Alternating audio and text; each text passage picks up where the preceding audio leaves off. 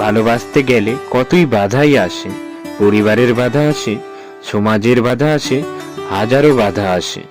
কিন্তু যে রাখতে জানে সে সব বাধা ভেঙে, সব নিয়ম ভেঙে ভালোবাসার মানুষকে পাশে রাখতে জানে। এই ছেলেটির গল্পটাও তেমন। ছেলেটির নাম জনি সরকার। ছেলেটির বাড়ি সুভাষগঞ্জ। ছেলেটি যখন রায়গঞ্জে সিম কোম্পানিতে জব করত, তখন এক এলাকায় সিম বিক্রি করতে গিয়ে এই মেয়েটির সাথে তার পরিচয় হয়।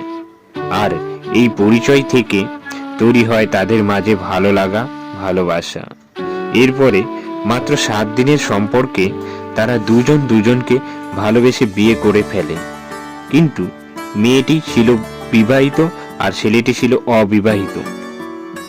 দেখতে দেখতে তাদের বিয়ের 2 বছর পার হয়ে যায়, কিন্তু ছেলেটির পরিবার কোনোভাবেই তাদের এই সম্পর্কটিকে মেনে নিতে রাজি না। আর বর্তমানে ছেলেটার পরিবারের চাপের কারণে তাদের বিচ্ছেদ হয়ে যাচ্ছে। কিন্তু ছেলেটা মেয়েটাকে অনেক ভালোবাসে। মেয়েটাকে ছাড়া সে বাঁচবে না। তবে শুধুমাত্র পরিবারের কারণে আজ তাদের দিবস হয়ে যাচ্ছে। মনে হাজারো ইচ্ছা থাকলেও এই সমাজ আর পরিবার নামক বাধার কারণে কিছু সুন্দর সম্পর্ক এভাবেই সমাপ্তি ঘটে।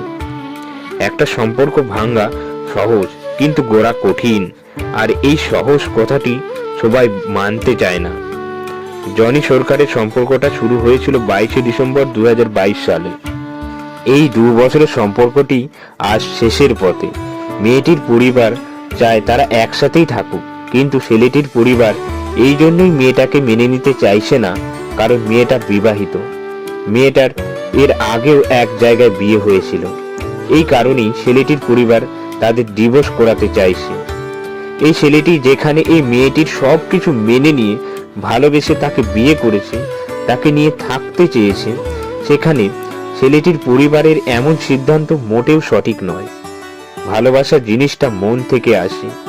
এত কিছু ভেবে ভালোবাসা হয় না।